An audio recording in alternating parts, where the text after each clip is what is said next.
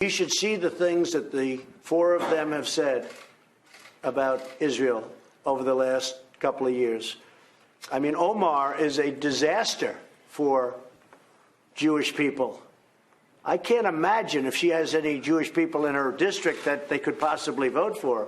But what Omar has said, what Tlaib has said, and then yesterday I noticed for the first time, Tlaib with the tears. All of a sudden, she starts with tears. And I don't buy it. I don't buy it for a second, because I've seen her in a very vicious mood at campaign rallies, my campaign rallies, before she was a congresswoman. I said, who is that? And I saw a woman that was violent and vicious and out of control. And all of a sudden I see this person who's crying because she can't see her grandmother. She could see her grandmother. They gave her permission to see her grandmother, but she grandstanded and she didn't want to do it. So that's a decision of Israel. That's not a lot of people are saying that was my decision. That's a decision of Israel. They can let them in if they want, but I don't think they want to. When you read the things that they've said about Israel, how bad, and if you look at their itinerary before they found out, you take a look at their itinerary, that was all going to be a propaganda tour against Israel. So I don't blame Israel for doing what they did. I have nothing to do with it, but I don't blame them for doing what they did. I think it would have been very bad to let them in, including the four. I'm talking about all four, but these two that wanted to get in, Omar and Tlaib. And I think it would be a very bad thing for Israel, but Israel has to do what they want to do. But I would not cut off aid to Israel. And I can't even believe that we're having this conversation. 5 years ago, the concept of even talking about this, even 3 years ago, of cutting off aid to Israel because of two people that hate Israel and hate Jewish people.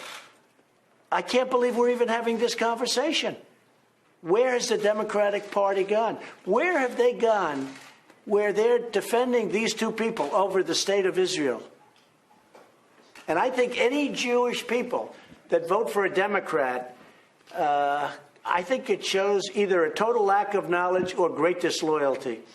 Quantitative easing, what are you looking at? Well, I'd like to see a cut in the Fed rate because that should have happened a long time ago. I think they're being very tardy in not doing it and not having done it sooner. They raised too quickly, and I've been quite vocal on that. They also did quantitative tightening, which was ridiculous. And so, and despite that, if you look, I guess you could call it normalized, but if you look, our economy is doing fantastically. And if you take a look at the previous administration, they weren't paying interest. They had no interest rates. They had loosening, not tightening. And frankly, it's a big difference. And our economy is incredible. Our jobs, you look at the jobs market, but you have to be proactive. And so we really need a Fed cut rate, because if you look at what's going on with the European Union, as an example, they're cutting. You take a look at Germany, what they're doing and what they're paying. I mean, they're actually doing something inverse they've never seen. Nobody's ever seen it before. We have to at least keep up to an extent. So right now we're paying a very much higher rate of interest, and we didn't follow the world. And generally speaking, that's okay, but you can't have that much of a disparity. So we're looking for a rate cut. We could be really greatly helped if the Fed would do its job and do a substantial rate cut. Also, they were doing quantitative tightening, very bad to do. They should do easing, actual easing, no tightening, or at a minimum, they should be doing nothing about that. But they have to do a rate cut. The other thing is, we're looking at various tax reductions, but I'm looking at that all the time anyway, tax reductions. That's one of the reasons we're in such a strong economic position. We're right now the #1 country anywhere in the world by far as an economy. Europe's got a lot of problems, and Asia's got a lot of problems. You look at China. China's had the worst year they've had in 27 years, and they want to make a deal with us. But I can tell you, I'm not ready to make a deal unless they're going to make the right kind of a deal. I'm not ready to make a deal. So I don't know, but I will say this: something will happen, maybe soon and maybe a little bit later. But China very much wants to make a deal. What kind of tax cuts would you look at? We've heard again potential cut in the payroll tax. Indexing capital gains. What would you accept? Well, we've been talking about indexing for a long time, and many people like indexing, and it can be done very simply. It can be done directly by me. And so we've been looking at that. As you probably have heard, I can do it directly. So we're talking about indexing, and we're always looking at the capital gains tax, payroll tax. We're looking at, I would love to do something on capital gains. We're talking about that. That's a big deal, goes through Congress. Payroll tax is something that we think about, and a lot of people would like to see that, and that very much affects the workers of our country, and we have a lot of workers. Right now, by the way, we have more people working today than we've ever had before in the history of our country. We have almost 160 million people working today. I think the word recession is a word that's inappropriate because it's just a word that the certain people, I'm going to be kind, certain people in the media are trying to build up because they'd love to see a recession. We're very far from a recession. In fact, if the Fed would do its job, I think would have a tremendous spurt of growth, a tremendous spurt. The Fed is psychologically very important, less so actually, but very psychologically important. And if the Fed would do its job, which it's really done very poorly over the last year and a half, you would see a burst of growth like you've never seen before. And that would be lowering interest rates and maybe putting some if you look at what China is doing, if you look at what Germany is doing, if you look at what so many countries are doing, putting some money in because we want to compete with these other countries. So I think that we actually are set for a tremendous surge of growth if the Fed would do its job. That's a big if, frankly. But the Fed should be cutting, and I would say they should say at a minimum 100 basis points over a period of time, not at one time, but over a period of time. Mr. President, would you agree that can a country afford tax cuts when we're already running? Well, I'm not talking about doing anything at this moment, but indexing is something that a lot of people have liked for a long time, and it's something that would be very easy to do. And a lot of people have been talking about indexing for many years, and it's something that I am certainly thinking about. I can say that a majority of the people in the White House at the level that does this kind of thing, they like indexing. So it is something I'm thinking about. Payroll taxes, I've been thinking about payroll taxes for a long time. Whether or not we do it now or not is, it's not being done because of recession, because we are legitimately, if we had a cut in interest rates by the Fed, if they would do their job properly, and if they would do a meaningful cut because they raised too fast, you would see growth like you've not seen ever in this country. Now, if you go from the election, that great November 8th date, if you go from November 9th to present, you're talking about almost a 60% increase in the stock market. You're talking about unemployment numbers that are the lowest in history in many categories, and overall almost the lowest ever in the history of our country. I think it was 1969, and we are set to surpass that number. I mean, our country is doing very well. When I spoke to the president, we were just walking in, and he said, "Congratulations on the great success of your economy and your country," and I appreciated that, but our country is doing very well. Mr. President, would you agree strengthening American military forces in Romania? Well, it's one of the things we'll be talking about today. I assume you might be bringing that up, but it's something we'll talk about. Mr. President, Next year you passed the G7. Would you like to have Vladimir Putin back in the G7, make it the G8 again? So it was the G8 for a long time, and now it's the G7. And a lot of the time we talk about Russia. We're talking about Russia because I've gone to numerous G7 meetings. And I guess President Obama, because Putin outsmarted him, President Obama thought it wasn't a good thing to have Russia in, so he wanted Russia out. But I think it's much more appropriate to have Russia in. It should be the G8 because a lot of the things we talk about have to do with Russia. So I could certainly see it being the G8 again, and if somebody would make that motion, I would certainly be disposed to think about it very favorably. But as you know, for most of the time it was the G8. It included Russia, and President Obama didn't want Russia in because he got outsmarted. Well, that's not the way it really should work. Mr. President, 3 years ago you said that including Romania in a visa waiver program program is a subject that should be discussed. Yeah. In this meeting, will you discuss We've this? spent a lot of time on it. We've spent a lot of time discussing it already. Our countries have been discussing it, and we're taking it up today at a very important meeting right after this. Can you talk to us about Do you like the deadline? idea? It sounds like you like the idea, right? The waiver, do you like the idea? Mr. Okay. President, No, it's something we're thinking about. Mr. President, on Venezuela, is the White House in contact with the Maduro regime, with Yes. his number 2, Cabello? Well, we are in touch. We're talking to various representatives of Venezuela. We're helping Venezuela as much as we can. We're staying out of it, but we are helping it, and it needs a lot of help. It's an incredible tribute to something bad happening, and the something bad is socialism. And it's amazing because 15 years ago it was one of the wealthiest countries. Now it's one of the poorest countries. It has oil reserves, has a lot of things going, but it's a very sad thing what's happened. They don't have water, they don't have food, and we are helping a lot. We are talking to the representatives at different levels of Venezuela, yes. To Cabello, the person. I don't want to say who, but we are talking at a very high level. What's the status of the trade deal that you want to seal with Boris Johnson at the G7?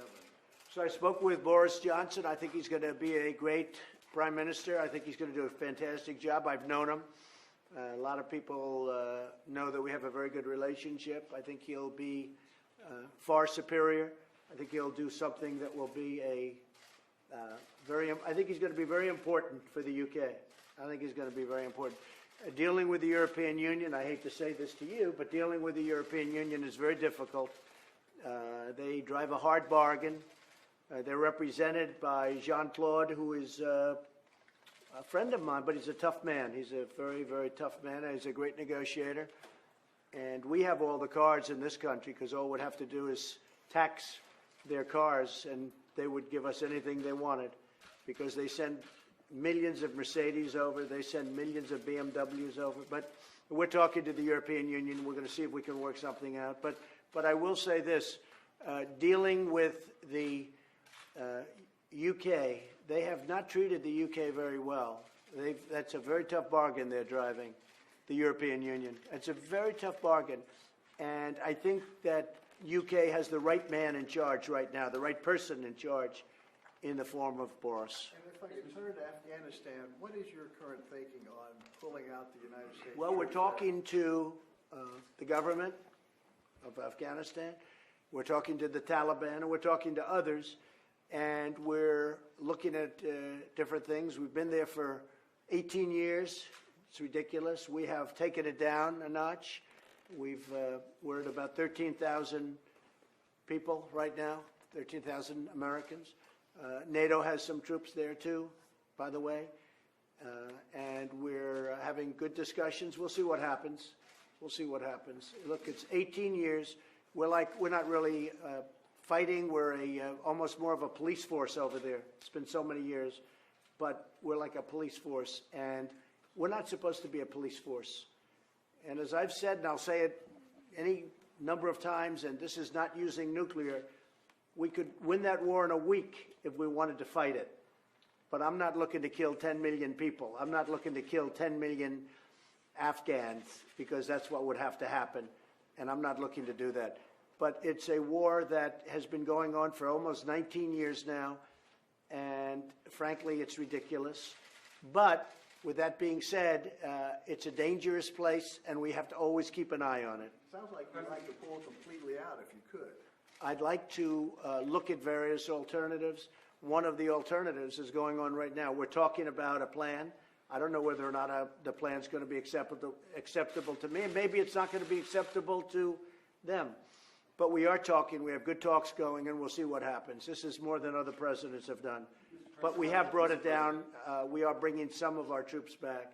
But we have to have a presence, yes. Mr. President, could you clarify your position on enhanced background checks? After El Paso and Dayton, you seem to be fully in support of enhanced measures. When you were leaving Bedminster, you seemed to suggest that we already do have strong background laws, which a lot of people read as you dialing back Well, we on do Wakefield. have. I mean, I'm not doing that to be cute. We have very, very strong background checks right now. But we have sort of missing areas and areas that don't complete the whole circle. and we're looking at different things, and I have to tell you that it is a mental problem, and I've said it 100 times. It's not the gun that pulls the trigger, it's the person that pulls the trigger. These are sick people, and it is also that kind of a problem. And we're looking at mental institutions, which we used to have. Like, as an example, where I come from in New York, they closed up almost all of their mental institutions, or many of them, and those people just went onto the streets, and they did it for budgetary reasons. Well, New York is not unique. They've done that in many places. Would you support either of the House bills that were passed Well, earlier this year? I'm not going to get into that, but we are in very meaningful discussions with the Democrats, and I think the Republicans are very unified. We are very strong on our Second Amendment. The Democrats are not strong at all in the Second Amendment. I would say they're weak on the Second Amendment, and we have to be careful of that. The Democrats would, I think they'd give up the Second Amendment. And the people that, a lot of the people that put me where I am are strong believers in the Second Amendment, and I am also. And we have to be very careful about that. You know, they call it the slippery slope. And all of a sudden, everything gets taken away. We're not going to let that happen. For President Yohannes, will you discuss, President, you keep Yeah, go ahead, please. For President Yohannes, will you discuss the issue of the fight against corruption in Romania with President Trump? Will you discuss this issue? Go ahead. Well, I hope so, because we have good results, and I want to share those with President Trump. What is your question? I was asking about the fight against. So nice to have a question about Romania. Yeah. So I asked you, will you discuss this issue, the fight against corruption, with Romania? Sure, I will. Last time you praised. Sure, I will. Of course, I will. Last time you praised. But I think that this is a man that can solve the corruption problem in Romania.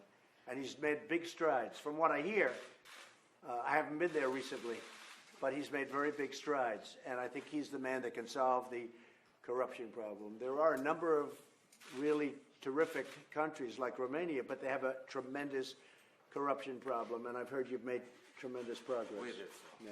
Mr. President, what's the status of your foreign aid cut package? Do you still support cutting $4 billion? Well, we're looking at it, and we're looking at it in different ways, and we're talking to Republicans and Democrats about it, and certain things we can save, and certain things it probably could be, a penny wise. Maybe it's a penny wise. We'll see.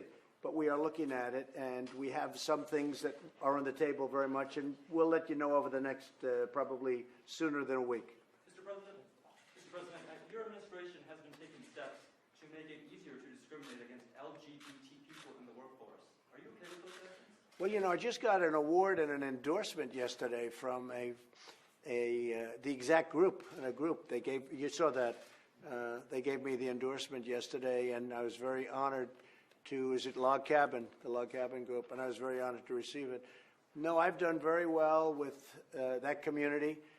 Some of my biggest supporters are of that community, and I think and I talk to them a lot about it.